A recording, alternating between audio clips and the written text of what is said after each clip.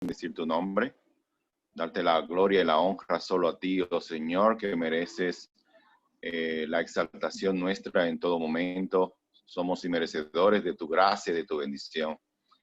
En este momento especial, Señor, que nos ponemos debajo de ti, bajo tus sombras, para escuchar tus palabras, tu palabra de consuelo, tu palabra de aliento, tu palabra de esperanza, sabiendo que fuimos rescatados de nuestra vana manera de vivir y fuimos trasladados al reino de tu amado Hijo y fuimos comprados por tu gracia y por tu misericordia.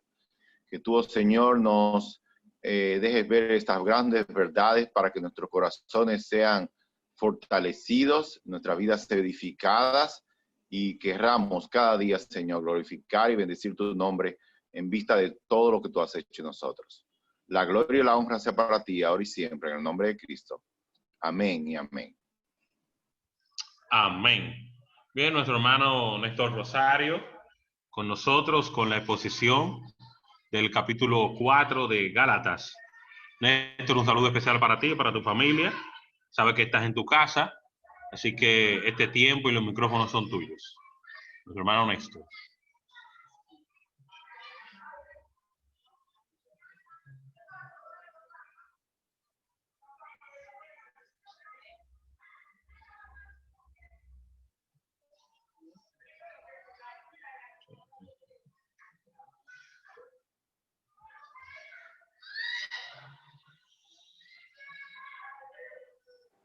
¿Se está oyendo, hermanos? Ahora se está escuchando, hermano. ¿Ahora se está escuchando? Ahora sí. Ok, decía que un saludo a la congregación, a los hermanos que están presentes, especialmente también al hermano Eduardo, que tengo un tiempo que no lo veo, pero qué bueno que está ahí, puede compartir con nosotros en esta noche la palabra de Dios. Bien, hermanos, hoy nos toca el compromiso de tener la primera parte del estudio del capítulo 4 de Gálatas. Y vamos a comenzar leyendo los versículos del 1 al 7. Y en este tramo de versículos he querido ponerle un nombre a este pasaje, que dice 3 aspectos descritos por el apóstol Pablo que se pueden apreciar, que son hijos, herederos y libertados. Y vamos inmediatamente a comenzar leyendo en el capítulo 4, versículos del 1 al 7 de Gálatas. Dice así la palabra de Dios. Pero también digo, entre tanto que el heredero es niño, en nada difiere del esclavo, aunque es señor de todo, sino que está bajo tutores y curadores hasta el tiempo señalado por el Padre. Así también nosotros, cuando éramos niños, estábamos en esclavitud bajo los rudimentos del mundo. Pero cuando vino el cumplimiento del tiempo, Dios envió a su Hijo, nacido de mujer y nacido bajo la ley, para que redimiese a los que estaban bajo la ley, a fin de que recibiésemos la adopción de hijos. Y por cuanto sois hijos, Dios envió a vuestros corazones el espíritu de su Hijo, el cual clama, Abba Padre. Así que ya no eres esclavo, sino hijo. Y si hijo, también heredero de Dios por medio de Cristo. Quisiera comenzar, hermanos, haciendo un pequeño análisis sobre ese primer versículo del capítulo 1 del capítulo 4 de Gálatas, donde dice, entre tanto que el heredero es niño, en nada difiere del esclavo, aunque es señor de todo, de todo. Una de las cosas que nosotros nos imaginamos con el tema, por ejemplo, de la esclavitud, es que la esclavitud se daba igual en cualquier ciclo de la historia. Pero a diferencia de la esclavitud en Egipto, la esclavitud en el tiempo romano, la esclavitud de, digamos, de los africanos cuando fueron llevados a América, en el pueblo judío, el contexto de la esclavitud era diferente, muy diferente. Y hay una cita de la palabra de Dios que nos ayuda a entender un poco el tema de la esclavitud en el contexto del pueblo hebreo. Yo quiero que vayamos a Éxodo. Si los hermanos van siguiéndome, por favor, con la Biblia, leamos en Éxodo, en el capítulo 22, los versículos del 1 al 3. Éxodo capítulo 22, los versículos del 1 al 3.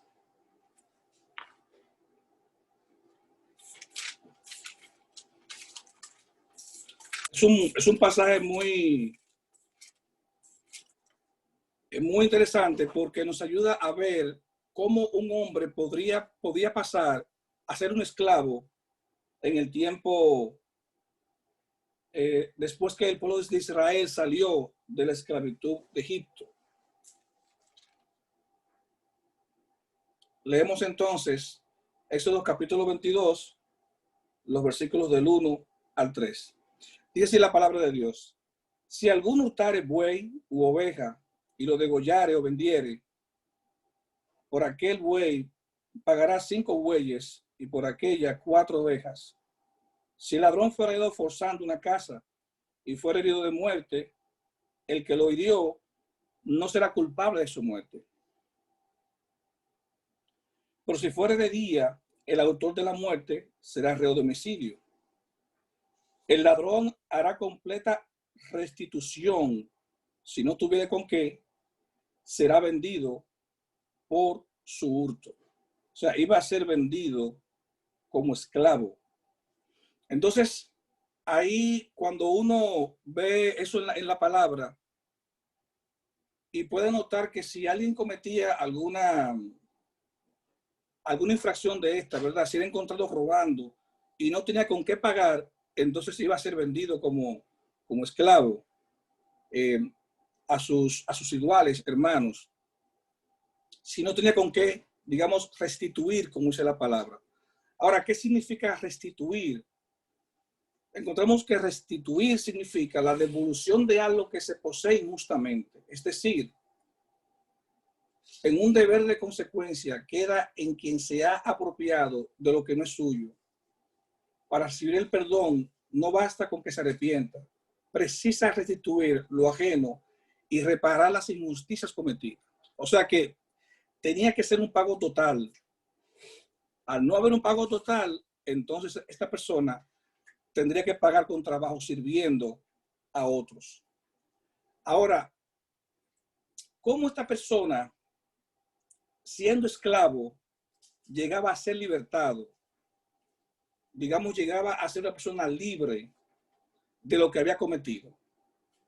Levítico capítulo 15, los versículos del 12 al 15 nos dan esa respuesta. Levítico capítulo 15, los versículos del 12 al 15 nos dicen de la manera siguiente: si se vendiera a tu hermano hebreo o hebrea y tú hubieras servido y te hubieras servido 6 años, al séptimo le despedirás libre. Y cuando lo despidieres libre, no le enviarás con las manos vacías. Le abastecerás libremente o liberalmente de tus ovejas, de tu era, de tu lagar, y le darás de aquello en que Jehová te hubiere bendecido.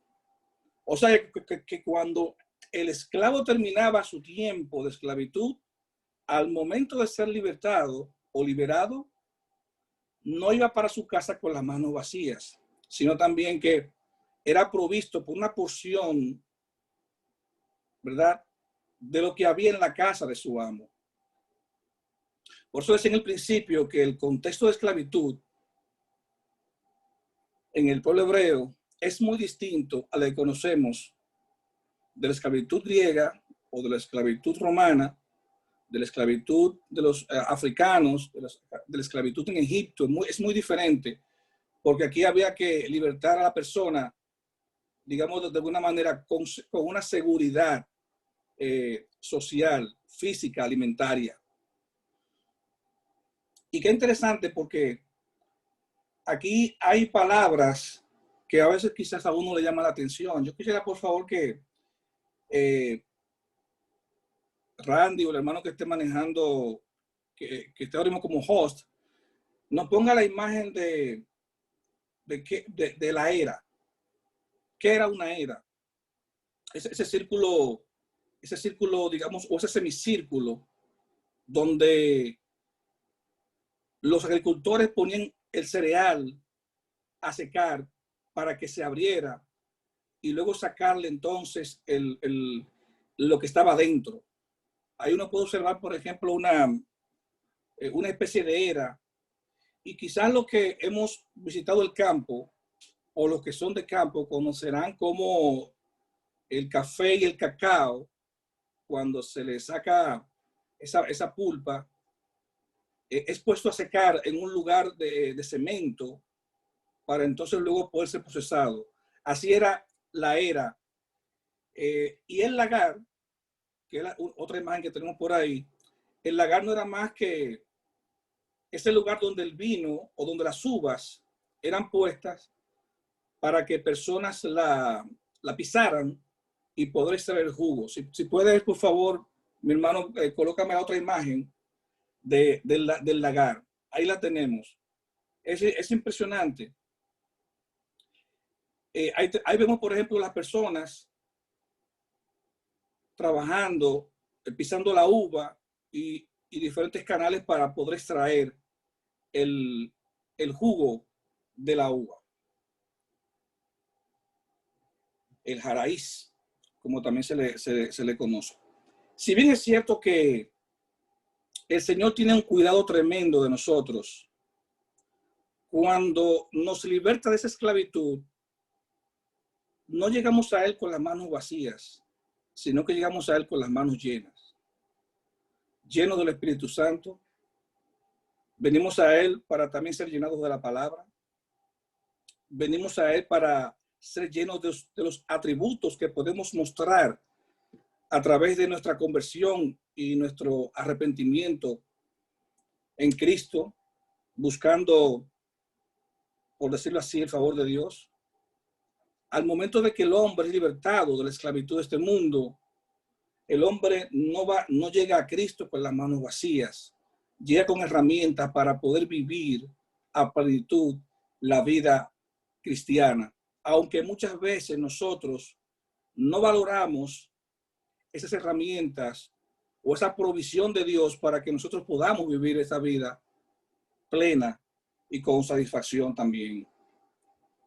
Ahora, tiene un significado el que el esclavo se libertara de esta forma. Y el versículo 15 de la porción que estamos leyendo dice: y te acordarás de que fuiste siervo en la tierra de Egipto y que Jehová tu Dios te rescató. Por tanto, yo te mando esto hoy. Por tanto, yo te mando esto hoy. Si bien es cierto, hermanos, que nosotros fuimos libertados de la esclavitud del mundo, no es menos cierto de que tenemos que recordar lo que éramos en el pasado y lo que ahora somos en Cristo, producto de la transformación que se nos viene a nosotros a través del Espíritu Santo y de nuestro andar de manera correcta en el mundo como cristianos. Ahora bien, siempre debe de haber una recordación para que nosotros no volvamos entonces a cometer el mismo error que cometíamos en el pasado. El Señor le hace una aclaración precisa y te acordarás de que fuiste siervo en tierra de Egipto. Así también nosotros, hermanos, tenemos que recordarnos cuando somos libertados de que fuimos esclavos en el mundo y que en el mundo como esclavos vivimos una vida que no agradaba al Señor. Vivíamos una vida que deshonraba al Señor. Vivíamos una vida que hasta ponía en riesgo muchas veces, sin quererlo queriendo, nuestra propia existencia.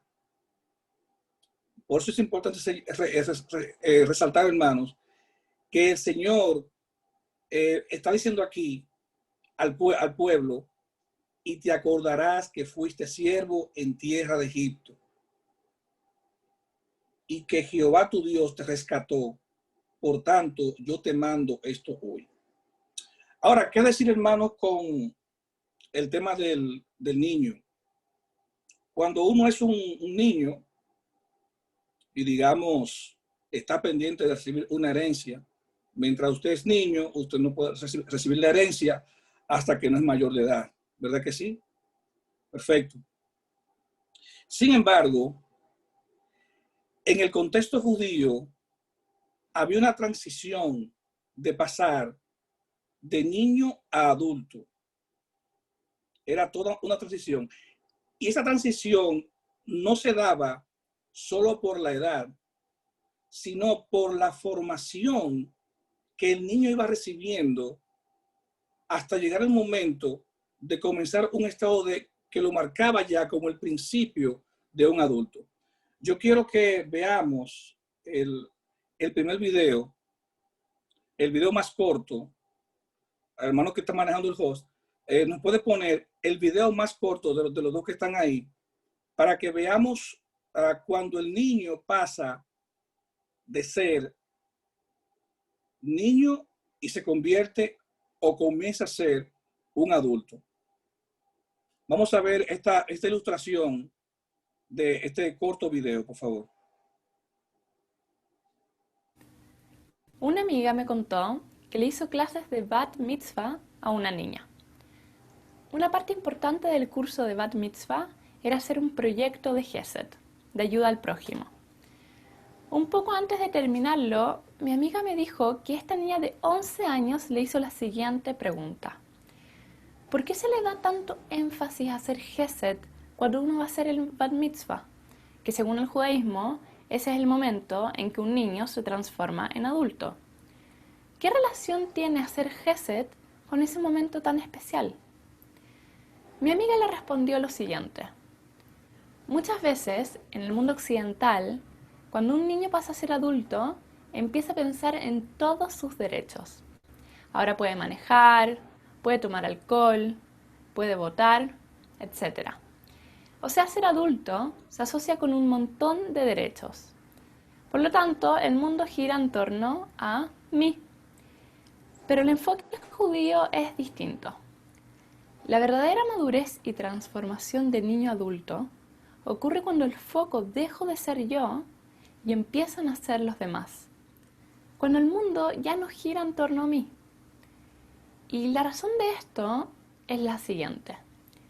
Cuando uno está haciendo el Bar Mitzvah, empiezas a entender que nuestra verdadera meta como judíos es que Dios sea el centro de nuestras vidas. Dios solo quiere poder entregar lo más posible a todos los seres humanos. Por lo tanto, si a nosotros realmente nos importa Dios, vamos a hacer todo lo posible para que todos los seres humanos estén bien, porque eso es lo que más le importa a Él. Por lo tanto, el hecho que yo me preocupe de otras personas es un reflejo de que me importa Dios. Y asimismo, si yo solo me preocupo de mí y de mi propio crecimiento espiritual, sin prestarle atención al resto, lo que estoy demostrando con eso es que yo soy el centro de mi vida y no Dios. Es lo mismo que un papá con sus hijos. Puede ser que uno de sus hijos se porte increíble y siempre obedezca al papá.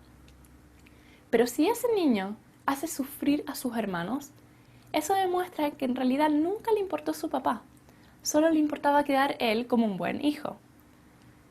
Muchos se preguntan, ¿cómo sé si estoy creciendo espiritualmente? Y la respuesta es muy simple. y es: fíjate si te estás enfocando más en los demás. Depende de ti creer. Creencias.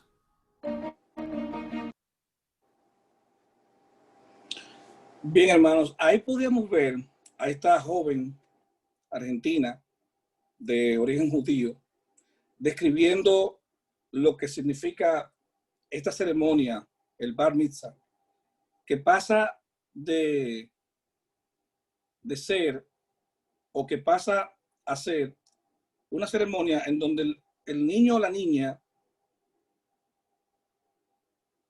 adquiere o comienza a vivir la mayoría de edad. Y quiero puntualizar lo siguiente: la edad para el niño es 13 años, para la niña 12. Pero cuando la Biblia dice que el niño, mientras es niño, está bajo cuidadores, se está refiriendo a esa formación que dan esos cuidadores para que el niño, cuando llegue a la edad del comienzo de la adultez, entonces pueda entender la vida. Y miren qué interesante. No es menos cierto que en nuestro mundo occidental las personas enfocan la crianza en derechos, no en deberes. Mayormente se hace así. Siempre, todo el mundo, casi siempre, reclama el derecho, pero muchas veces nos cuesta cumplir con nuestro deber. Y así nos pasa en el cristianismo. Cuando venimos al cristianismo, somos formados ¿para qué? Para servir a otros, no para ser servidos por otros, sino para servir a otros. Servir por la palabra, servir por el testimonio, servir haciendo las obras, servir según la voluntad de Dios. Según la voluntad de Dios. Pero, ¿qué sucede? Y esto va para los hermanos que están formando y criando hijos. Tenemos que educar a los hijos, no solo en base a los derechos que van a adquirir cuando sean adultos, sino también en base a los deberes que tienen que cumplir como adultos. No podemos criar a los hijos en base a una cultura del egocentrismo, del egoísmo o el helenismo, que de manera quizás inconsciente a veces caemos en esa trampa. En la vida del creyente, el creyente debe de formar para bendecir a otros. No es una formación o una vida para vivir como tontos, ser usados por los demás de aquí para allá o de allá para acá. Esa no es la idea. La idea es que las capacidades que tengamos sean para servir a los demás. Y esa es la idea de cuando el niño está bajo tutores, esa formación que se da debajo. ¿Por qué muchas veces nosotros como padres no podemos ser, por usar alguna palabra, exitosos? Porque a veces no educamos en la dirección correcta. Es el enfoque a Dios, el enfoque al prójimo, el enfoque al amor. Yo tengo una expresión que digo: a los muchachos hay que enseñarles siempre lo correcto, porque lo malo ellos lo aprenden solo. En nuestro entorno, cuando usted ve en nuestra realidad, lo malo es lo que más abunda. Entonces nosotros tenemos la responsabilidad de siempre predicar lo bueno. Por eso, como explicaba esa joven, la idea es formar ¿para qué? Para servir a otros. Que el centro de la vida no sea yo, sino que sea Dios. Que Dios se vea a través de mí por lo que yo hago, no por lo que yo digo. Y esa es una de las diferencias que tiene la formación del niño en el paso a la adultez, que en este caso en las hembras es a los 12 y en el varón es a los 13, para comenzar a vivir la vida en adulto. Yo creo que el hermano que está manejando el host, por favor, nos ponga este último video, que es acerca de la ceremonia en la que participa el varón.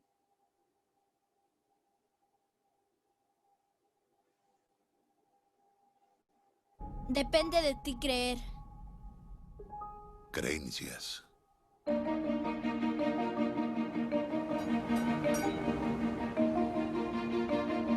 Es de mañana en Budapest, Hungría. Para una familia, este no es un día ordinario.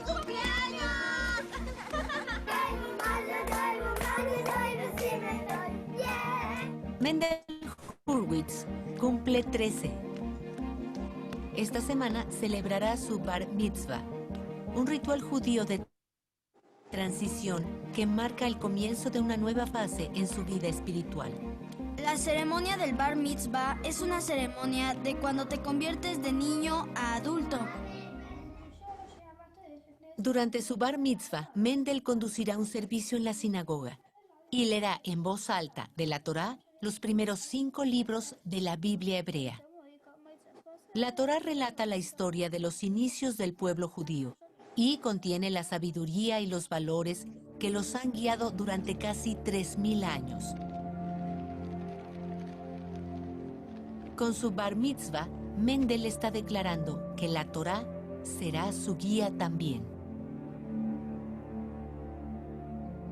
Aprender a recitar el texto hebreo antiguo es una tradición que exige años de estudio y práctica.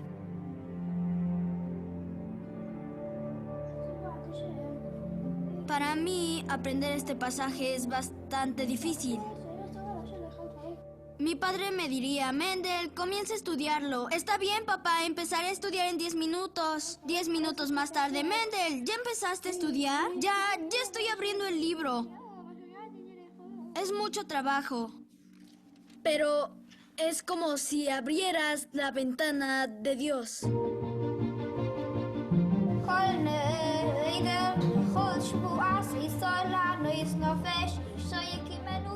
El pasaje de la Torá de Mendel se trata de los años que el pueblo judío pasó vagando en el desierto, antes de que finalmente se establecieran en la tierra prometida.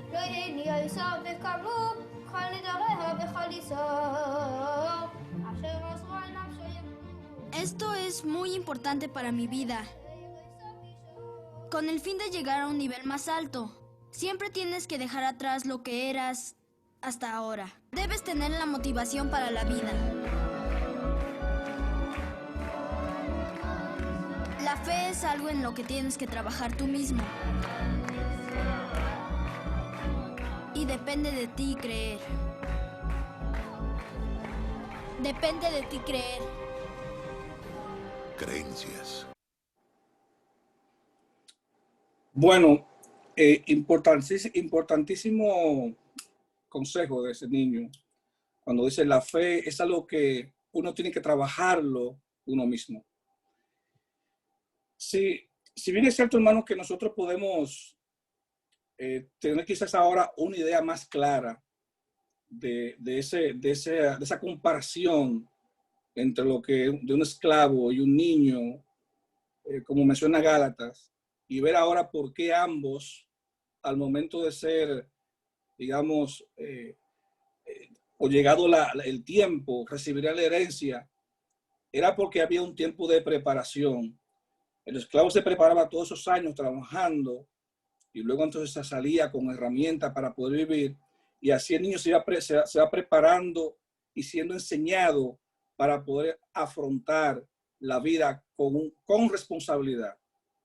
Porque yo creo, hermano, y estoy convencido que muchos de nosotros quizás no asumimos nuestra responsabilidad y nuestro compromiso con Dios de una manera efectiva porque probablemente descuidamos nuestra formación y descuidamos lo que la palabra dice en las cosas que tenemos que seguir como creyentes.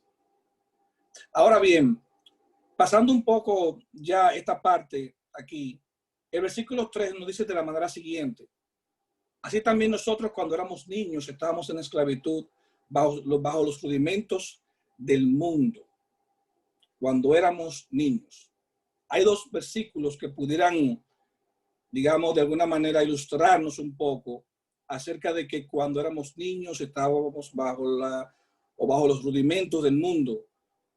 Podríamos decir cuando no teníamos la conciencia, cuando no sabíamos, cuando estábamos de manera inocente haciendo cosas que pensábamos que estaban bien cuando realmente estaban mal. Gálatas capítulo 5, versículo 1. Quizás me voy a adelantar un poco al expositor del capítulo 5, pero en este caso aplica. Dice, estad pues firmes en la libertad con que Cristo nos hizo libres, y no estéis otra vez sujetos al yugo de la esclavitud.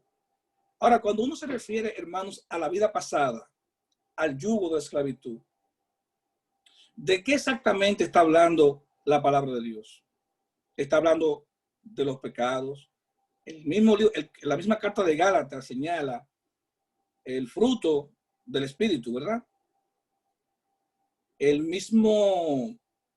La misma carta de Gálatas señala también lo que se contrapone al Espíritu.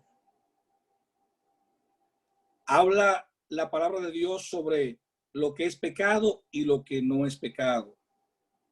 Entonces, si un creyente o una persona que ha dicho confesar a Cristo y ha trabajado en un proceso de conversión, o sea, de dejar las cosas que están atrás para seguir hacia adelante en una nueva vida, entonces debe de observar lo que dice la Biblia en cuanto a los rudimentos del mundo, en cuanto a la esclavitud del mundo, en cuanto a las cosas que en el mundo nos hacían hacer esclavos. Dice este pasaje del 5.1, y no estéis otra vez sujetos al yugo de la esclavitud. En ninguna manera, hermanos, nosotros podemos estar de nuevo sujetos a la esclavitud. Vivir una vida de pecado, vivir una vida egoísta, vivir una vida llena de rencores, vivir una vida llena de egoísmo, vivir una vida llena de enemistades, de pleitos, de celos, de contiendas, de concupiscencias. Todas estas cosas que hacían de nosotros esclavos en el mundo, ahora ya no deben estar, porque ahora hay una nueva vida y esa vida es en Cristo Jesús. Colosenses capítulo 2, versículo 8, dice de la manera siguiente: mirad que nadie os engañe por medio de filosofías y huecas sutilezas, según las tradiciones de los hombres, conforme a los rudimentos del mundo y no según Cristo. La gran lucha, la inmensa lucha que tenemos nosotros los creyentes es poder separar las cosas del mundo y poner en su lugar las cosas de Dios. Es evidente que vivimos en un mundo que nos ataca, que nos rodea, que nos cerca, que nos bombardea constantemente. Pero nosotros tenemos las herramientas para poder vencer todo eso. Tenemos el Espíritu Santo de Dios, tenemos la palabra, tenemos la guía del Señor, tenemos el entendimiento para poder apreciar lo que Dios quiere decir a través de ella. Hermanos que predican la palabra de Dios y trazan bien la palabra. O sea, tenemos muchos recursos para poder resistir hasta el día final. Ahora, conforme a los rudimentos del mundo y no según Cristo, significa que ningún creyente puede montarse en una corriente o en una ola del mundo. Uno pudiera tener a veces sus momentos, digamos, difíciles. Ustedes saben que hay muchas situaciones en las que nosotros los creyentes nos vemos envueltos que son o conllevan a críticas, pero nunca debe eso dejarnos arrastrar completamente hacia la plenitud de Cristo. Tenemos siempre que seguir buscando esa excelencia, esa práctica de la vida cristiana en base a las cosas que a Dios le agradan, no a las del mundo. El libro de Gálatas es constante en esa línea, en no volver atrás, porque a veces uno está en la iglesia y uno ve cosas que pasan en la iglesia que tú dices, pero ¿y cómo es que si nosotros ahora estamos en Cristo, esto ocurre? ¿Y cómo es que si yo me convertí al Señor, tratando de alejarme de este tipo de ambiente, resulta que ahora yo encuentro esto mismo en la iglesia? Y esa pregunta muchas personas se la hacen y a veces la consultan. Y podemos decir, hermanos, que hay una realidad. Como naturaleza caída, nosotros a veces tenemos la tendencia hacia el pecado Dice la palabra que el corazón del hombre es de continuar mal, hablando en Génesis. Pero ahí está la presencia del Espíritu Santo, la palabra de Dios, que siempre nos va a guiar a hacer la cosa correctamente. Siempre que dejemos que sea nuestra guía. El día que la palabra de Dios deje de ser nuestra guía, entonces estaremos en problemas. Dice que el versículo 4 y 5, pero cuando vino el cumplimiento del tiempo, Dios nos envió a su Hijo, nacido de mujer, nacido bajo la ley, para que redimiese a los que estaban bajo la ley, a fin de que recibiésemos la adopción de hijos. Los predicadores que estuvieron antes que yo predicando, hicieron mucho énfasis en el tema de la ley, por qué se estableció, por qué Dios tomó ese tiempo, ¿verdad?, para llevar al pueblo, qué significaba la ley, ese tiempo de preparación, pero la ley no pudo cumplir. El hombre no pudo cumplir con la ley. Sin embargo, yo quiero, hermanos, que nosotros recordemos algo. Para un pueblo que duró 430 años, más de 400 años en Egipto, en esclavitud, era muy difícil vivir ahora en libertad. Imagínense tantas generaciones viviendo en esclavitud y de repente esas quizás 2 o 3 o 4 generaciones que estaban en ese momento, ahora pasan de ser de esclavos a libres. Imagínense ustedes eso. ¿Cómo se organiza un pueblo? ¿Cómo ellos van a hacer la convivencia? ¿Cómo se van a regir? ¿Quién va a dirigir? ¿Quién va a poner el orden? ¿Quién va a poner la ley? ¿Quién va a ejecutar las cosas? Por eso cuando uno lee el Pentateuco, uno se da cuenta que en la gran mayoría, con excepción del libro de Números, son leyes, ordenanzas, reglamentos. Es todo un orden. La ley sirvió también para poner un orden en el pueblo. Imagínense, si era difícil en aquel tiempo, uno dice, no, pero ahora es más fácil. Sin embargo, nosotros, oiga bien, con todo y el conocimiento que tenemos, a veces ni siquiera queremos llevar el orden de la iglesia. El orden establecido por Dios en la iglesia. Desde el gobierno de la iglesia hasta, digamos, todo ese orden litúrgico, ese orden de coinonía, todo ese orden que está ahí, muchas veces nosotros ni siquiera lo queremos llevar. A veces somos apáticos con las cosas de Dios, pensando que cuando uno deja, por ejemplo, de ir a los cultos o de escuchar una prédica o de no asistir a una actividad, pensamos que lo estamos haciendo porque el hermano X o tal no me cae bien o porque yo no estoy de acuerdo mucho con eso o porque eso a mí no, quizás no me llama. Y de alguna manera nosotros estamos siendo partícipes de romper el orden de las cosas de Dios. Porque al final el objetivo es que donde quiera que se hable de Dios y se le a Dios, nosotros estemos ahí. Nosotros estemos ahí. Así que la ley también servía para crear ese orden. Un orden de convivencia, un orden de vida espiritual, un orden comunitario que fue establecido por Dios después de tiempo de esclavitud. Ahora, dice la palabra que en el versículo 5, que Él vino ¿para qué? Para redimirnos, no solo a los que estaban debajo de la ley, sino a todos, para que redimiese a los que estaban bajo la ley, a fin de que recibiésemos la adopción de hijos. Recibiésemos la adopción de hijos. ¿Cuál fue la obra del Señor? ¿Cómo el Señor en su misericordia se desprende de su trono, viene a este lugar a morir por nosotros y a redimirnos de nuestros pecados? El Señor le pasó algo que probablemente en el principio nos pasa mucho de nosotros. A veces cuando uno predica la palabra, la gente tiene que ver y palpar si lo que yo predico va en consonancia con mi vida. Y yo le pongo este ejemplo. Usted puede ser un excelente predicador, puede ser un excelente orador, puede ser una persona muy trabajadora en la iglesia, puede ser una persona que en ese ambiente eclesiástico usted puede ser muy bueno. Pero si fuera de ahí, eso que usted muestra en la iglesia no se muestra fuera de la iglesia o de ese ambiente cristiano, el testimonio suyo puede que no impacte o afecte a otros. Y ese es el tema muchas veces con el que nos encontramos. El Señor tuvo la credibilidad de la gente, no solo porque Él predicaba, sino también porque el Señor fue creíble ante los ojos de los demás.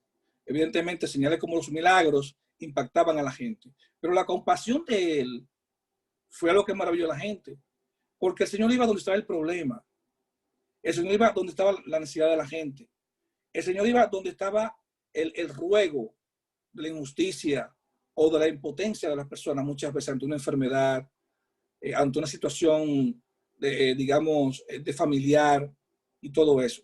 Así que en Lucas capítulo 4, los versículos del 16 al 22 señalan esa obra del Señor. Dice que Él vino para redimirnos, vino para redimir a todos los que estaban bajo la ley y aún hasta los que no estaban tan bien.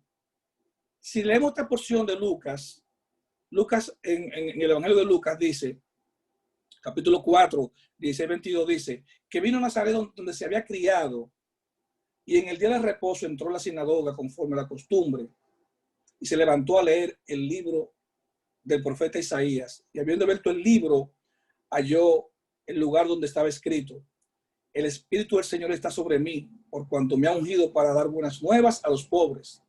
Me ha enviado a sanar a los quebrantados de corazón, a pregonar libertad a los cautivos, vista a los ciegos y a poner en libertad a los oprimidos, a predicar el año agradable del Señor. Y enrollando el libro, le dio al ministro, o lo dio al ministro, y se sentó, y los ojos de todos en la sinagoga estaban fijos en él. Y comenzó a decirles: hoy se ha cumplido esta escritura delante de vosotros. Y todos daban buen testimonio de él y estaban maravillados de las palabras de gracia que salían de su boca. Y decían: ¿no es este el hijo de José? Fíjense, primero ellos se maravillaron. Estaban maravillados de la forma como el Señor hablaba. Pero al final dejaron caer algo ahí que siempre pasa. ¿No es este el hijo de José? Probablemente restándole un poco o con una cuestionante, cómo el hijo de una persona como José tiene este nivel de conocimiento, tiene esta capacidad de impactar a la gente. Una de las cosas que yo, hermanos, a veces defiendo, y creo que siempre lo haré, es que nosotros no podemos marginar a la gente. Nosotros no podemos, bajo ningún concepto como creyente, discriminar a las personas. Porque ese fue el ejemplo que dio el Señor. El Señor vino y trató a todo el mundo de la misma manera. Y debe ser en nosotros una imagen, debe ser en nosotros, digamos, un ejemplo para que nosotros pudiéramos seguirlo en esta vida. Tratar a todos por igual. No importa la persona que sea, porque tenemos la tendencia muchas veces de que dependiendo de la persona que sea, entonces nosotros sí nos le damos el trato. Y no debe ser así, hermano. Porque el Señor fue a todos por igual, a lo mismo. Entonces, viendo estas palabras del Evangelio de Lucas, uno puede apreciar la obra que el Señor vino a hacer. Esa obra de libertad. Porque eso uno se pregunta, ok, yo estaba en el mundo, estaba preso aquí, pero en el mundo uno era un esclavo. Uno pasó, por ejemplo, de ser un esclavo a ser libre. Uno pasó de ser un niño que no entendía nada a ser un adulto. Toda esa transición la pudimos nosotros realizar después que Cristo vino a nuestra vida. Después de que Cristo vino a nuestra vida. Siendo nosotros, por ejemplo, hijos, ahora que somos hijos, herederos, ¿verdad? Antes nosotros éramos esclavos y no entendíamos. Después en Cristo ahora pasamos a otro, digamos, a otra fase en nuestra vida, siendo ya hijos y siendo libertados de la esclavitud. La expresión en el versículo 6 de este pasaje dice, y por cuanto sois hijos, Dios envió a vuestros corazones el Espíritu de su Hijo, el cual clama, Abba Padre. Una expresión que en varias ocasiones he escuchado hermanos predicando sobre esta expresión, una expresión de intimidad. La palabra Abba, si uno busca el diccionario griego textual, se refiere como a la palabra en arameo que se usaba para referirse al Señor. Y es como una expresión como de intimidad, un clamor de intimidad. Dios puso en nuestros corazones el Espíritu de su Hijo, el Espíritu de Cristo. Algunos lo definen como el Espíritu Santo, otros lo definen como el Espíritu del cual nosotros debemos de esa forma, por decirlo de alguna manera, del Señor. Cuando nosotros venimos a Dios, debemos de enfocarnos en esa forma de ser como el Señor era, tener ese mismo espíritu de hacer las cosas, de estar dispuesto para, aunque otros también lo definen como el Espíritu Santo. Y ya el último pasaje aquí de esta parte que estamos, perdón, el último versículo de esta parte que estamos leyendo dice, así que ya no es esclavo, sino hijo, y si hijo, también heredero de Dios por medio de Cristo. Quizás nosotros a veces, hermanos, en nuestro correr de la vida, no apreciamos el valor de la salvación. Cuando vienen los problemas, viene la enfermedad, la carencia, el problema económico, ahora estamos con el coronavirus, la situación mundial es muy difícil, pero cualquiera que sea el momento que el hombre esté viviendo, el creyente esté viviendo, debe de apreciar lo que era antes y lo que es ahora. Y lo que es ahora. Así que el llamado en este versículo es a que pongamos atención a que ya no somos esclavos, sino que ahora también somos hijos. Y si somos hijos también, tenemos la facultad, el derecho de heredar esa mansión celestial y eterna que Dios nos tiene reservado, porque en Cristo somos salvos. Ahora bien, hermano, como decía en el principio, nosotros como hijos a veces siempre reclamamos nuestro derecho. Nuestro derecho. Yo tengo derecho, porque yo tengo derecho. Pero como hijos también nosotros tenemos que hacer cumplir nuestros deberes con el Padre. Cuando yo soy partícipe, soporte, ayuda, integración en mi iglesia local como creyente, apoyando, digamos, la expansión del reino de Dios a través de la predicación y del evangelio y de la enseñanza, yo estoy cumpliendo con mis deberes. Estoy cumpliendo con mis deberes. Cuando yo me retiro de esas actividades, entonces yo solamente estoy como reclamando mi derecho, pero no estoy llamado, no estoy haciendo el llamado a cumplir mis deberes. Pero tú sabes que lo importante, que cuando estemos frente al Señor, nosotros no vamos a poder tener excusa frente al Señor. ¿Por qué? Porque el Señor es que nos va a tener a nosotros el frente a frente para pedirnos cuenta. Y eso es algo que a uno se le pasa. El Señor nos va a pedir cuenta. Porque muchas veces nosotros somos obstáculos para que el evangelio continúe creciendo y se continúe expandiendo. A veces con nuestro testimonio, a veces con nuestra conducta en la iglesia, a veces con nuestra conducta fuera de la iglesia. Es un conjunto de cosas, hermanos, que a veces impide que el evangelio se expanda. Por eso el apóstol Pablo, cuando escribe a esta iglesia, es tan insistente en decir, por ejemplo, no vuelvan hacia atrás, hermanos, no vuelvan a los rudimentos del mundo, no vuelvan a los rudimentos del mundo. Porque ¿qué le pasa a un creyente cuando vuelve a los rudimentos del mundo? A una gente que ha creído, se va a apartar. Va a perder la esencia de lo que es el evangelio. En Gálatas en este capítulo 4 de Gálatas, por ejemplo, nosotros podemos ver en los versículos del 8 al 11, la dualidad en el creyente. Es un peligro. Es un peligro ser una persona que juegue en dos posiciones siendo creyente. Que lleve, por ejemplo, dos vidas. Que no esté consciente de lo que es. El nosotros no ser personas de un mismo sentir, de un mismo ánimo, nos hace vulnerables a no poder vivir con efectividad la vida cristiana. Y yo quiero que veamos, hermanos, aquí y hagamos una reflexión en este pasaje de Gálatas capítulo 8,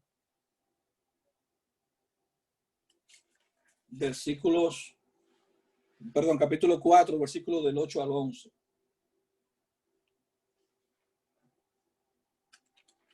Capítulo 4, versículos del 8 al 11. Dice, ciertamente en otro tiempo, no conociendo a Dios, servíais a los que por naturaleza no son dioses.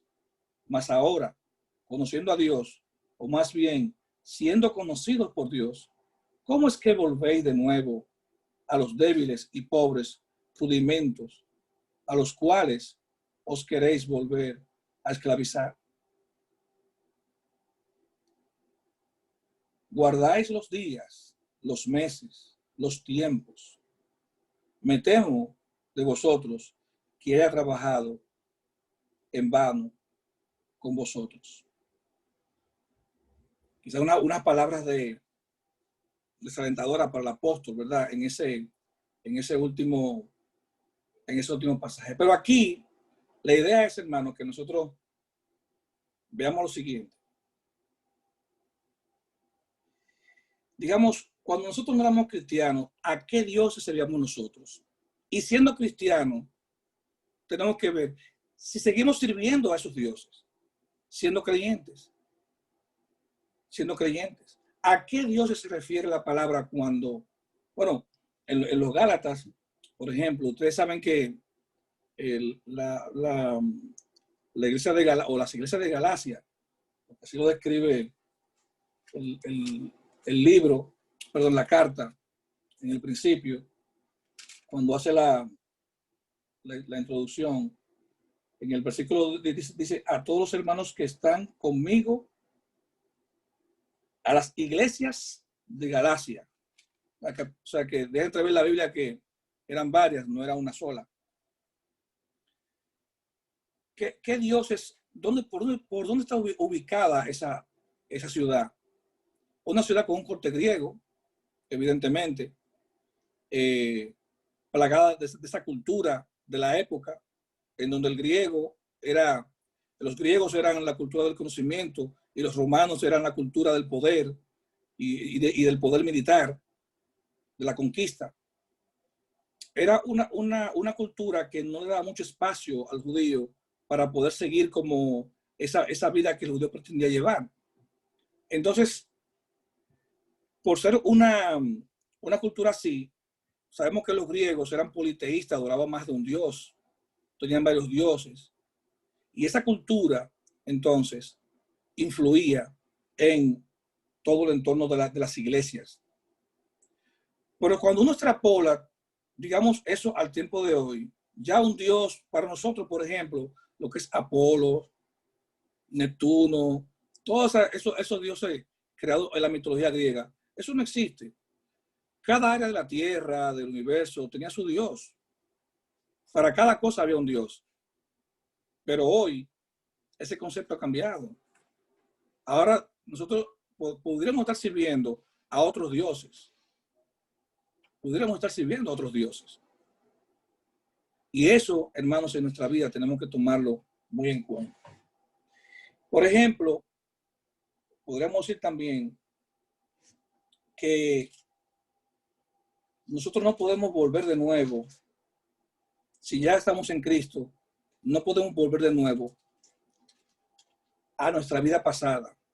El creyente debe estar consciente, hermano, observar en todo momento cuando me estoy equivocando. Y si alguien, un hermano en confianza se acerca a mí, un pastor, un diácono, un hermano que predica, y me aborda, tengo que tener la inteligencia para yo estar consciente y entender que lo estoy haciendo mal. Así que aparentemente el apóstol Pablo quizá aquí muestra un momento de frustración cuando dice: me temo de vosotros que haya trabajado en vano con vosotros.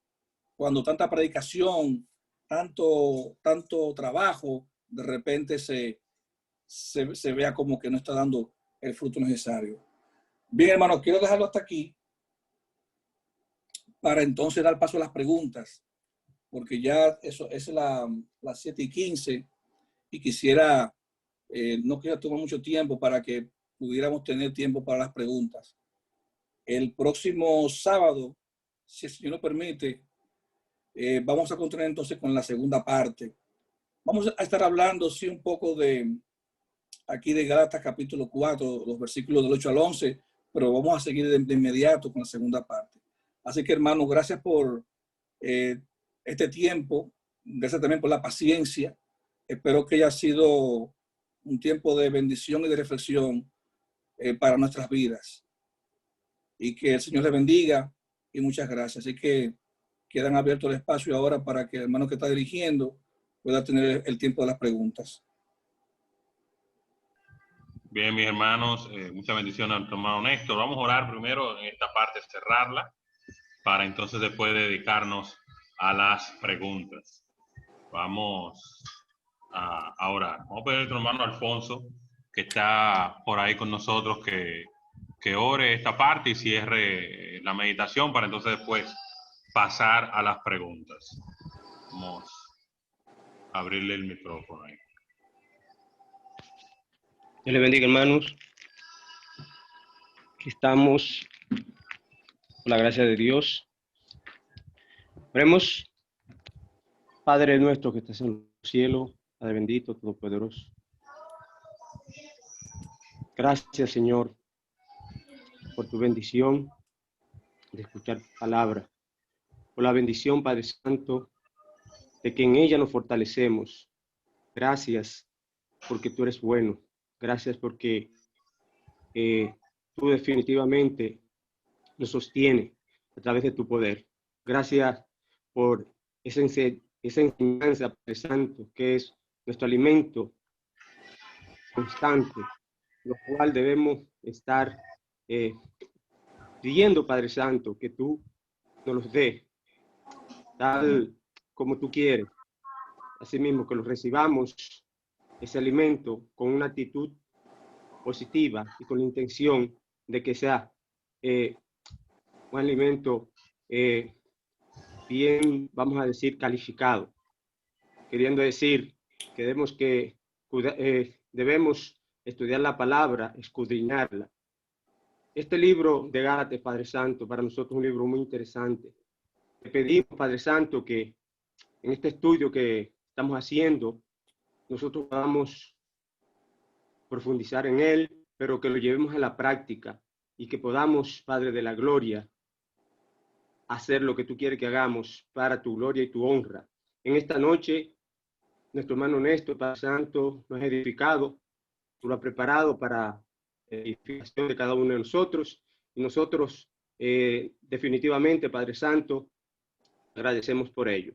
Así que gracias en esta noche, que podamos seguir con la actitud positiva, de seguir alabándote, glorificándote, aprendiendo de tu palabra, y que podamos, Padre Santo, seguir, Padre de la gloria, creciendo en ella.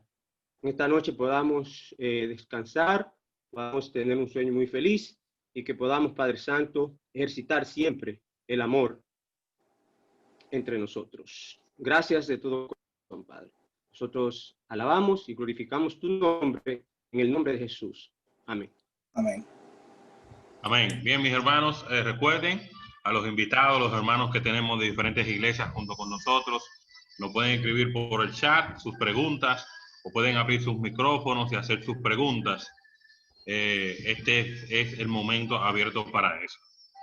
Si hay algún hermano que ya tiene alguna pregunta elaborada, nos la puede mandar o puede levantar su mano y nosotros le abrimos su micrófono. Lo que eso sucede, mi hermano, tenemos una pregunta, dos preguntas por aquí. La primera Usted estuvo hablando sobre el versículo 5 que dice, para que redimiese a los que están bajo la ley, a fin de que recibimos la adopción de hijos. La pregunta es, entonces, ¿estamos bajo la ley o estamos bajo la gracia? ¿Nos guiamos por la ley o estamos bajo la gracia? Esa es la primera pregunta y después seguiremos haciendo las demás. Les seguimos recordando los demás integrantes que están aquí. Nos pueden escribir o pueden levantar su mano para hacer sus preguntas. Hermano Néstor, esa es la primera. Sí, creo que el hermano se refería al versículo 3 que dice, así que también nosotros cuando éramos niños, estábamos en esclavitud bajo los rudimentos del mundo. No. Sí, el versículo 5 dice, para que redimiese a los que estaban bajo la ley, a fin de que recibiésemos la adopción de hijos. Miren, definitivamente, y el hermano Juan hablaba de eso en la exposición pasada, el libro de Hebreos, la carta a los Hebreos, explica perfectamente en los capítulos 8 y 9 hasta el 10, ese proceso, esa transición que hoy llamamos el tiempo de la gracia. Ya no estamos bajo la ley. Y hay cosas que suenan, hermanos, hasta lógicas. Imagínense, yo solo le voy a poner a ustedes un ejemplo, digamos, práctico, así que lo podemos ver. El concepto de creencia del judío se basa en dos cosas: creer y confiar. Nuestro concepto de creencia es viendo las cosas. Y para que a veces nosotros podamos creer, tenemos que ver. Recuerden que nosotros tenemos una formación, digamos, escolar del conocimiento que viene basado en los griegos. Y el griego se basa en el conocimiento. Y ese conocimiento debe de llevarse a la práctica, ser demostrable. Y para muchos de nosotros, a veces, aunque de manera inconsciente, si no hay una demostración de lo que tú dices, yo no te creo. Ahora, en el Señor es creer y confiar. Cuando la Biblia habla de que Cristo es el nuevo pacto, cuando Hebreos habla de que Cristo es el nuevo pacto, está diciendo que el viejo, como dice la Escritura, está próximo a desaparecer. Y ahora en Cristo se va cumpliendo el nuevo, o se cumple el nuevo. Imagínense, por ejemplo, que nosotros los domingos o en el tiempo de reunión fuéramos entonces a celebrar el culto de comunión. Antes del culto de comunión tuviéramos que celebrar los sacrificios para poder pasar entonces al tiempo de comunión. Debería haberse un tiempo de nosotros confesar los pecados ahí antes de pasar ese tiempo de confusión. Imagínense, por ejemplo, que no fueran ancianos, que fueran sacerdotes, para que puedan oficiar los sacrificios. Así que en definitiva, la Biblia deja ver de manera clara que nosotros estamos viviendo el tiempo de la gracia. Somos salvos, es por gracia. Es por gracia. Y somos salvos por la fe en Jesucristo. No sé si eso satisface la pregunta del hermano que la hizo. Bueno, si no era la parte satisfactoria, gritará. Bien, la otra pregunta, hermano. Aquí me mandan, dice, usted habló del versículo 10, que dice guardar los días, los meses, los tiempos y los años. Entonces, no debemos guardar ningún día y ningún día es más importante que otro. Buena pregunta esa. Buena pregunta. Ese hermano se ve que estaba atento al tema. Cuando uno va al Antiguo Testamento y específicamente al Pentateuco, uno encuentra las fiestas judías. Y había fiestas por muchas cosas, de la cosecha. Había muchas fiestas. Había muchas cosas por las cuales celebrar. Por ejemplo, la tierra se sembraba durante 6 años y al 7º año, ¿qué pasaba con la tierra? Descansaba la tierra de producir fruto. Había toda una, digamos, una cultura de guardar y celebrar los días. Entendamos, hermanos, que nosotros no somos judíos, nosotros somos gentiles. Y el tema de la celebración de las fiestas nuestras, que es probable que eso se refiere, hermano, por ejemplo, como la Navidad, el Día de Reyes, los enamorados, creo que ese hermano anda por ahí. Eso viene, y eso se puede investigar fácil, todo eso está documentado en internet. Eso viene porque la Iglesia Católica decidió convertir lo que eran fiestas paganas en fiestas religiosas para que la gente pudiera encontrar un sentido religioso en algo que era pagano. Noten, por ejemplo, que el 25 de diciembre es una discusión a veces extensa, que porque la Navidad no se celebra, porque la Navidad es una fiesta pagana, que San Valentín no se celebra porque San Valentín era fue un sacerdote que se descarrió, por eso de alguna manera. En todo el sentido de la palabra, a lo que se está refiriendo aquí la Escritura es a todo ese orden de fiesta que los judíos guardaban. Ahora, en Cristo, nosotros somos libres. Por ejemplo, en este país se celebra Halloween, ya estamos próximos en este mes a celebrarlo. Y yo creo que usted sepa que aquí usted va a casa de hermanos de creyentes y usted encuentra calabaza en la puerta. En iglesias cristianas, usted encuentra la calabaza, que es un símbolo de fiesta de Halloween, usted la encuentra frente a iglesias cristianas. Ahora, cada persona, cada hermano debe entender y saber si algo hay un origen o entiende que eso no se debe celebrar, pues que no lo celebre. Simplemente que no celebre. Yo sé que hay hermanos, por ejemplo, que no ponen el árbol, no celebran la Navidad, no celebran ninguna fiesta. Y sin embargo, quizás probablemente hacen cosas peores que esa que estamos diciendo. Así que el contexto de lo que está haciendo aquí es a que los Gálatas, como estaban volviendo de nuevo a tomar los rudimentos de la ley, le está diciendo, oigan, no vuelvan atrás. Ahora, en ninguna parte de la Biblia a nosotros se dice, mira, no celebre el Día de Reyes, porque eso no es, o no celebre la Navidad, o no celebre San Valentín. Eso es algo que la cultura y la época lo ha impuesto. Ahora, nosotros los creyentes estamos en la libertad de celebrarlo o no. Es una libertad que tiene cada persona. Porque en Cristo uno es libre. Y en Cristo usted puede decir, bueno, yo no voy a celebrar la Navidad. Para mí eso no es relevante. Pues no la celebre, hermano, si se siente bien con eso. Ahora, si otro la celebra y usted entiende que está mal, entonces tenemos que buscar argumentos bíblicos, hermano, ¿por qué nosotros entonces no podemos celebrar la Navidad? Recuerden que Pablo está aquí hablando a un contexto judío que viene o que está pasando por el proceso de estar bajo la ley y venir a la gracia. Lo que estamos viviendo hoy en la gracia es algo diferente. Ya usted y yo, para poder decir esto sí o esto no, tenemos que tener un contexto bíblico. Si usted entiende que no es bueno celebrar una o X actividad o día, pues no lo haga. Si su corazón no se siente bien. Ahora, si lo quiere, digamos, llevar a un plano que se discuta, hay que buscar el suficiente argumento teológico y bíblico para que entonces eso se demuestre de que no es así.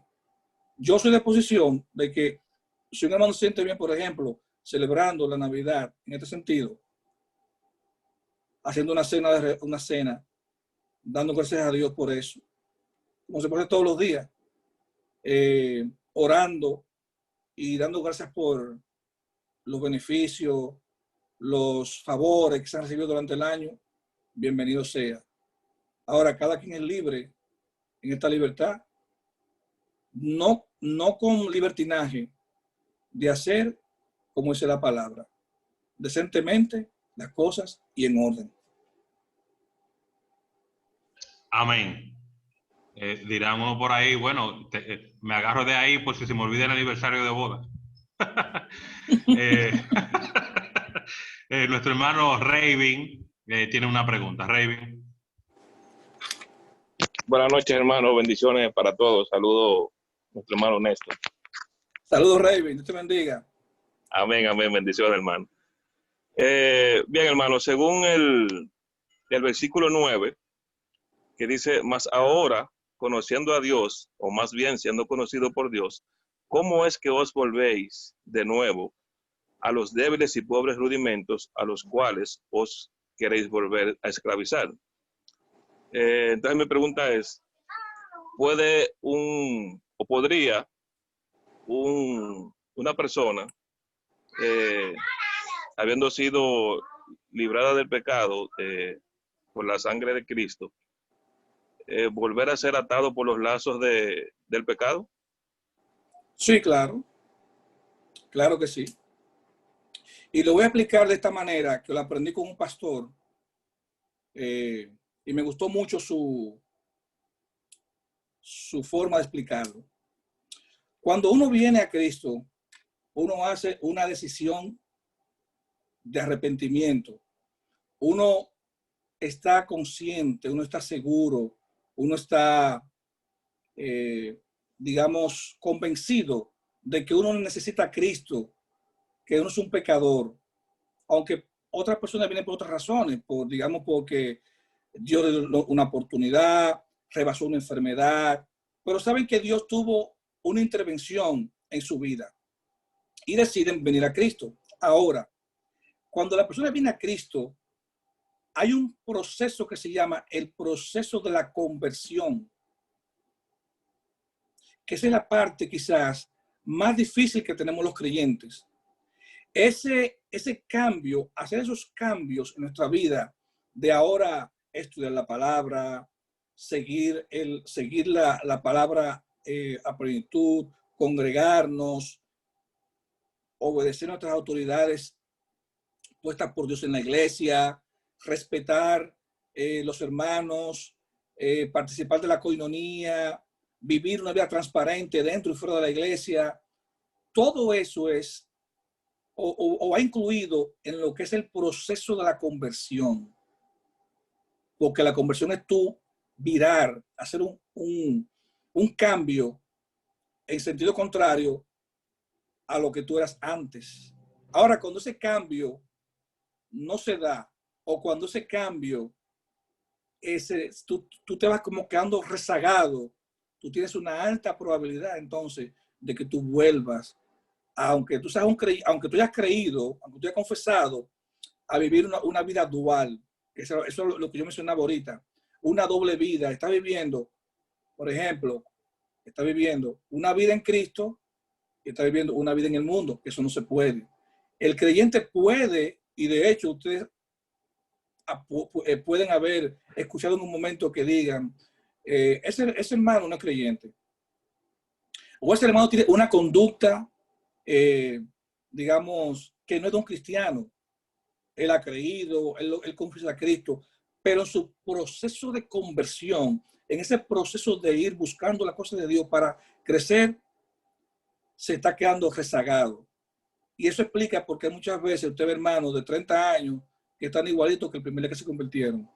Y usted ve hermanos, por ejemplo, que se convierten ahora y en 5, 6, 7, 8 años van en una carrera de constante crecimiento en la fe. Es simplemente la actitud de un corazón genuino de querer cambiar. De querer cambiar. No. Esto yo hacía en el mundo, ahora no. O yo estaba así en el mundo, ahora no. Ahora Cristo me dice esto, la palabra me dice esto. Dios quiere esto de mí. Y se va a reflejar eso siempre. Se va a reflejar. Pero un creyente, yo entiendo que puede volver y dando pasos de retroceso en la medida que no avanza hacia buscar las cosas de Dios. Que eso le pasó a los Gálatas. Eso precisamente fue resultado de los Gálatas. Porque si ustedes se fijan bien, en la pregunta aquí, Pablo dice, el apóstol dice en el 11, me temo de vosotros que haya que trabajado en vano. Es como que me cansé de enseñarle, le dediqué tiempo, le mostré la pureza, le mostré lo genuino del evangelio, y ahora ustedes volvieron para atrás. Es como si no hubieran entendido. Así que, hermano, yo creo sí que una persona puede tener esa lucha constante, como quizás muchos de nosotros en un momento la hemos tenido. Hermano, bendición. Ahí mismo me hacen una pregunta consecuente a la que hace nuestro hermano Rey. Entonces, ¿usted cree sobre los hermanos que se descarrían y vuelven otra vez? ¿O era que nunca eran creyentes y cuando vuelven es que realmente son de Cristo? Es una pregunta de examen.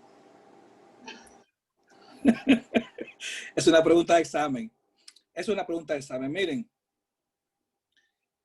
eso es algo vivido. O sea, en la misma línea Sí, de la pregunta sí, anterior. sí, yo entendí la pregunta. Eso es algo vivido y a veces ha sido testificado por personas que dieron el paso de fe, convencidas de que el Señor era su Salvador, personas que estaban convencidas de que Dios es Dios y todo eso que se le predica.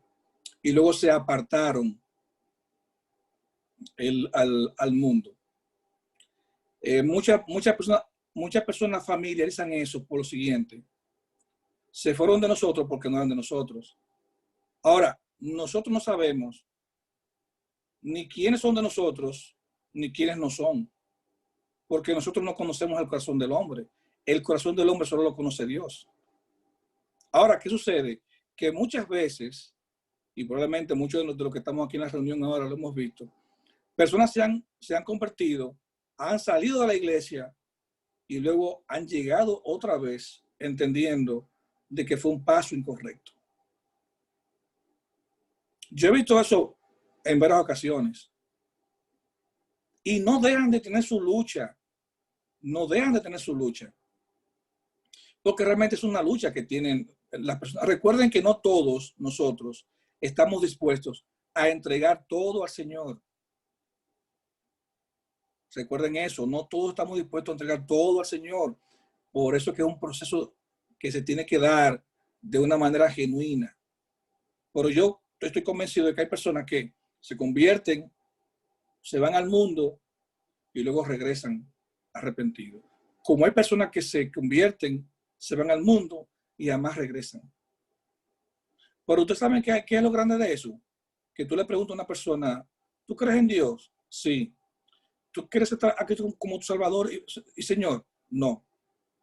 Entonces, ¿cuál es la creencia? Porque el que le cree al Padre, le cree al Hijo. Lo que pasa es que nosotros a veces queremos juzgar el corazón de la gente y es un asunto muy, muy delicado, porque yo soy testigo de personas que no están en la iglesia y tienen esa lucha en su vida, que quieren volver y están luchando por volver y no pueden superar como no pueden cruzar esa barrera para volver, porque recuerden que esto es para valientes. Vivir un evangelio hoy, decir que yo soy creyente, y como yo digo a los hermanos, vamos a hacer una encuesta en el trabajo, en el barrio, con los vecinos, con la familia, acerca de tu comportamiento como creyente, a ver si pasamos la prueba. Yo creo que muchos se queman. Yo no creo que me quemen, pero yo creo que muchos se queman. Ahora, el corazón de la persona solo lo conoce el Señor. Yo creo que hay personas que se van al mundo, el Señor por allá le pasa como el hijo pródigo, que el hijo pródigo pidió todo su bien, toda su herencia, se fue al mundo y volvió. ¿Y cómo volvió? Volvió triste, sin un peso en el bolsillo, destrozado y marcado por las cicatrices del mundo. Porque al final, cuando usted quiere de verdad y tiene la semilla sembrada en su corazón de la palabra, usted se da cuenta que eso no va en consonancia con la cosa de Dios. Y yo creo que sí. Ahora, como les digo, el corazón de nosotros solo lo conoce Dios. Amén. Sí, estoy viendo pantalla. No sé si alguien más tiene alguna otra pregunta, pero entonces tendríamos la última. Si alguien más nos levanta la mano, le damos acceso o nos escribe por el chat. Bien. Néstor, tenemos entonces la última pregunta.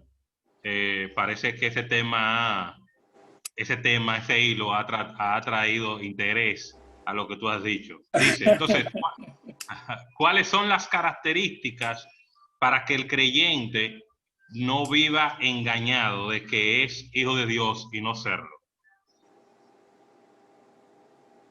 ¿Cuáles son las características? Para que un creyente no viva engañado en la iglesia, no siéndolo. O sea, quizás me preguntan por el hecho de que tú dijiste la parte que se descarrían y viven mucho tiempo, vuelven. Entonces también puede ser que haya personas que están dentro de la iglesia, van a la iglesia, pero creen que son cristianos, pero no lo son.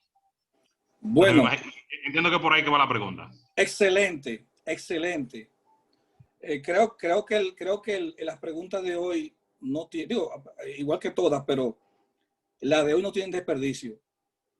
Miren, yo quiero decirles a ustedes, en este país, usted viene aquí a cualquier iglesia y probablemente usted salga desmotivado cuando usted vea en qué se convierte muchas veces la iglesia en este país. No digo que sean todas, no digo que sean todas. Básicamente la iglesia de migrantes. El problema es que la iglesia se convierte para muchas personas en lo siguiente. Se convierte en su lugar de refugio, se convierte en el lugar donde comparte socialmente, se convierte en una casa, se convierte en un círculo de apoyo, se convierte en un entorno agradable emocionalmente, pero la iglesia no se convierte, digamos, para él, en ese grupo de creyentes en donde vamos a adorar y a servir al Señor. Y eso le puedo explicar, eso le puedo decir también de esta manera. Algunas personas nacen en la iglesia, crecen en la iglesia.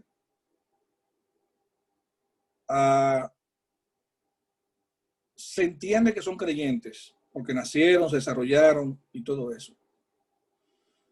Y toman ministerios y predican y todo.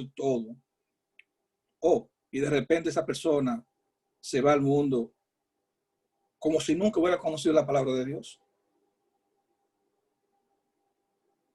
Como si nunca hubiera conocido la palabra de Dios. Y eso, déjame decirle algo, eso impacta mucho.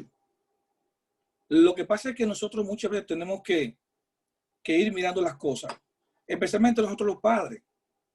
Cuando usted ve que un hijo, si usted está en liderazgo o lo que sea, un hijo anda como fallando, sea usted el primero en amonestar, sea usted el primero en disciplinar. No lo deje que tome cuerpo en las cosas de Dios cuando él no esté preparado. Ahí tenemos varios casos en la Biblia. Tenemos varios casos en la Biblia. ¿Cómo actúa un creyente? ¿Maltratando a los hermanos? No. ¿Siendo grosero con los hermanos? No. ¿Siendo rebelde con sus líderes? No. Entonces, hay características que van, o digamos conductas que van haciendo visible lo que está dentro de ti, cómo tú piensas. Hay otros que lo simulan muy bien, pero hay personas que son muy hábiles. Y yo te pongo a ti, por ejemplo, otro caso. Cuando usted es un creyente en la iglesia y usted no apoya ministerios, usted no apoya actividades de la iglesia, son cosas que deben de llamarte la atención, porque lo primero que un creyente debe tener en su corazón es que donde quiera que se hable del evangelio, de llevar la palabra y predicar el evangelio, usted esté presente ahí. Donde quiera que se vaya a impactar la vida de un ser humano a través de la palabra de Dios, a través del testimonio de Cristo, todos los creyentes debemos estar ahí. No importa quién sea, quien predique, o sea, lo digo así de esta forma. No importa que sea el pastor o un hermano que está arrancando a predicar ahora. Tenemos todos que estar ahí. Las características visibles, ¿cuáles son? Esas características que siempre se están oponiendo a que la obra marche dentro de la iglesia. Porque yo te voy a decir algo, yo puedo simular con mi conducta, con mi temperamento, que soy un buen creyente, pero mis acciones son que lo van a demostrar. Son mis acciones. Cuando alguien me ofende, cuando alguien me agrede dentro de la iglesia, ¿cómo yo reacciono a eso? ¿Por qué un hermano tiene que agredir a otro? ¿Por qué un hermano tiene que repudiar a otro? ¿Por qué un hermano tiene que, como se dice, tomársela con otro? ¿Por qué siempre o casi siempre debemos estar en contra de todo lo que se hace en la iglesia? O no participar de las cosas que se hacen en la iglesia. Son indicadores de que nosotros no andamos bien y que se va haciendo como un pequeño retroceso. Porque miren, hermanos, y yo les digo esto, Dios no saca a nadie de la iglesia. Los ancianos no sacan a nadie de la iglesia. Los hermanos no sacan a nadie de la iglesia. Se sale uno solo. Solito uno se va saliendo de la iglesia. Solito. Cuando uno comienza a hacer eso, va comenzando a perder el foco. Y creo que ahí está la respuesta a la pregunta. Bien, amén, mi hermano. Muchas bendiciones. No me han escrito más preguntas, no he visto más mano levantada, así que creo que finalizamos aquí el día de hoy y el próximo sábado nos juntaremos otra vez a las 6 con ya la segunda parte del capítulo 4. Le damos las gracias una vez más a todos los hermanos que han estado con nosotros de diferentes iglesias, la iglesia Villa Francisca, algunos hermanos de la iglesia Villa Juana, y a todos los hermanos que están aquí. Dime, Néstor. No.